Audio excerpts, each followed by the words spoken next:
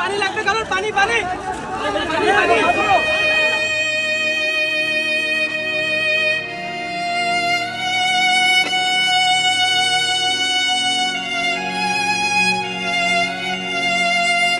এবারের কোটা সংস্কার আন্দোলনে একেবারে প্রথম দিকে নিহত হন সফল ফ্রিল্যান্সার মীর মাহফুজুর রহমান মুগ্ধ। বাংলাদেশ ইউনিভার্সিটি অব প্রফেশনালস তথা বিইউপিতে পড়ুয়া এমবিএর শিক্ষার্থী ছিলেন তিনি। খুলনা বিশ্ববিদ্যালয় থেকে গণিতে স্নাতক শেষে উচ্চতর শিক্ষা গ্রহণের পাশাপাশি ফ্রিল্যান্সিং করতেন তিনি। সোশ্যাল মিডিয়ায় পরিচিত ছিলেন মীর মুগ্ধ নামে। দেশপ্রেম আর মানবতার চেতনায় উজ্জীবিত এই তরুণ জড়িত ছিলেন স্কাউটিংয়েও। তবে কোটা সংস্কার আন্দোলন চলাকালে মাথায় গুলিবিদ্ধ হয়ে ঝরে গেছে এই তাজা প্রাণ। গুলিবিদ্ধ হওয়ার কিছুক্ষণ আগের একটি ভিডিওতে দেখা যায় ধোঁয়ায় আচ্ছন্ন সড়কে ছোটাছুটি করছেন শিক্ষার্থীরা। এর মধ্যে হাতে পানি ভর্তি বাক্স ও বিস্কুট নিয়ে ছুটছেন মুগ্ধ। ছাত্রদের ডেকে ডেকে বলছেন, পানি লাগবে কারো পানি।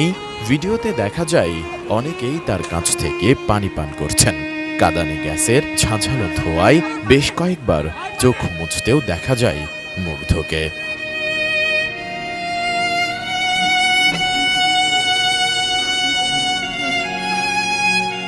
এদিকে মেধাবী মুগ্ধের মৃত্যুর শোক কাটিয়ে উঠতে পারছেন না পরিবার, পরিজন, সহপাঠী ও বন্ধুরা। সামাজিক যোগাযোগ মাধ্যমে স্ক্রল করলেই সামনে আসছে তাকে নিয়ে লেখা নানান স্মৃতিচারণমূলক পোস্ট। সহমর্মিতা জানিয়েও অনেকে লিখছেন, মুগ্ধকে স্মরণে রাখবে এ জাতি। মীর মাহবুবুর রহমান স্নিগ্ধ বলেন, আমাদের 3 ভাইয়ের মধ্যে মায়ের সবচেয়ে বেশি খেয়াল রাখত মুগ্ধ। কি লাগবে না লাগবে সবসময় মাকে দেখে শুনে রাখত। নিজে ফ্রিল্যান্সিং করে নিজের খরচ চালাত।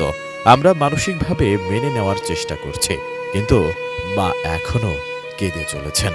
আর বাবা তো কথা বলতে গেলেই ভাষা হারিয়ে ফেলছেন। ও তো আমার শুধুমাত্র ভাই না, মানে আমার বন্ধু বলেন, বেস্ট ফ্রেন্ড বলেন, ভাই বলেন, সবই ও ছিল। একসাথে আমরা সবসময় সব কিছু করতাম, একসাথে সব জায়গায় যেতাম, একসাথে মানে যত রকম যা কিছু আছে সব কিছু একসাথেই আমরা করতাম। ওর খুব ইচ্ছা ছিল বিমান বাহিনীতে জিডি পাইলট হিসেবে কাজ করবে। তো ওর কাছে কোনো ফোন টোন ছিল না যখন আইএসএসবি থেকে বের হয়েছে। আমি এমইএসে যাচ্ছি বাস দিয়ে, ওকে রিসিভ করতে যাচ্ছিলাম, কিন্তু পুরোপুরি যেতে পারিনি। এমইএসে দেখি রাস্তার পাশে একলা বসে আছে, বসে বসে কাঁদতেছে।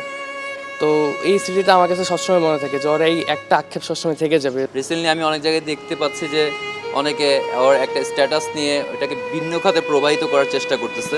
হ্যাঁ, আমার রিকোয়েস্ট, আমার পরিবারের পক্ষ থেকে একটা রিকোয়েস্ট, যাতে ওকে কোনো খাতে কোনো প্রবাহিত করা না হয়, কোনো ভিন্ন খাতে প্রবাহিত করা না হয়, সেটা আমাদের কাছে সবচেয়ে খারাপ লাগবে।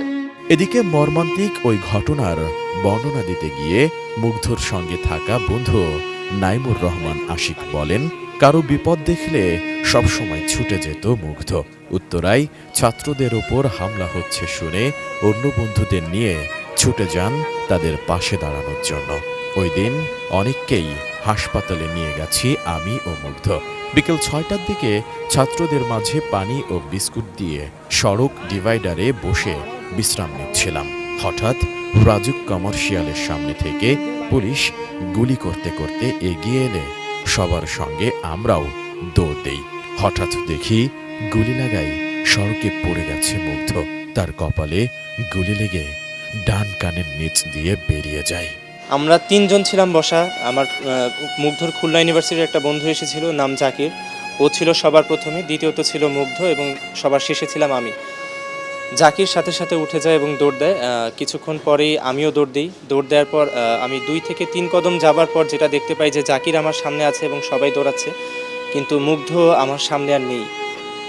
তখন আমি ওই জায়গাতেই থেমে যাই এবং ঘুরে তাকিয়ে দেখতে পেলাম যেটা, যে মুগ্ধর হাতে সেই পানির বোতল, বিস্কিটের ব্যাগ। সেই অবস্থাতেই মুগ্ধ মাটিতে পড়ে যাচ্ছে এবং আমার দিকে তাকিয়ে আছে।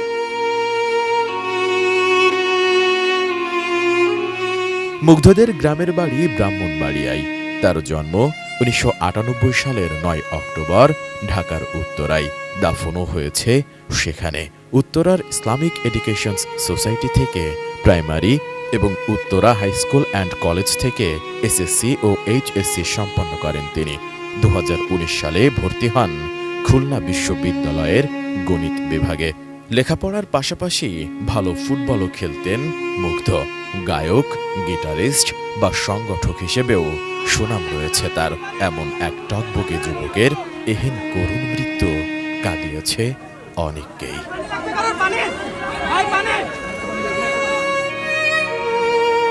S I Raj, ATN.